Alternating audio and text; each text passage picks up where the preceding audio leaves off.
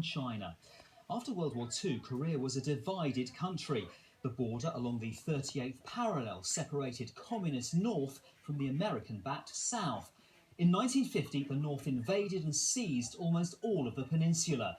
The United States and the UK sent troops to help. Many of the British were men doing national service. When the war ended 3 years later, more than 1,000 British servicemen had lost their lives. Tomorrow it'll be 70 years since the conflict ended. One former serviceman from the New Forest has been sharing his memories. Bryony Leyland reports. Aboard the carrier Unicorn and the cruiser Ceylon, the first contingent of British troops head for a port in southern Korea. They were answering a call to arms from the United Nations. British troops arrived in South Korea in September 1950. They had come to represent Great Britain. Their mission, to help push back invading forces from the communist North. Soon they were on their way north, to the front, to join the American and South Korean forces who up till now had borne the brunt of the land fighting. Edward Jenkinson left behind his apprenticeship as a printer and headed to war as a wireless operator. In those days, young men had to do 2 years, what they call national service, in the forces. Yeah, you were with your friends, weren't you, all the time, laughing and joking sort of thing. And it just never entered my head to be worried about it. Strange, isn't it?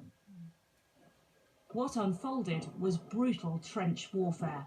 More than 30,000 US troops died, alongside 1,100 British soldiers. About, I would say, eight of the people that I was with, that I joined up with, they died. They got killed in it, yeah. And have those scenes stayed with you? Yeah, yes, to a large degree, yeah. After 3 years of war, there was a ceasefire. Dennis, who's now 91, remembers both sides coming out into no man's land. Shook hands with them, smiled at them. Everybody was completely different to what I thought it would be. A young Chinese soldier gave Dennis this souvenir. And it says, life exists once for all, value and love it. They really must have wanted peace. Dennis's wife Betsy, then his sweetheart, still has the letter he wrote to her saying he was coming home. I'll meet you. I'll meet you in Preston, Bets. What I want to do is to walk up the close and knock on your door. Dennis and Betsy married in 1956 and had 4 children. As life went on, many veterans felt the sacrifices of the Korean War were forgotten. Wherever people have stood up for what they believe in many ways, put their body and soul into it, they should be remembered. We shouldn't forget them.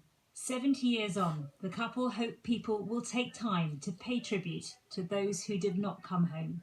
Bryony Leyland, BBC South Today, Ashurst.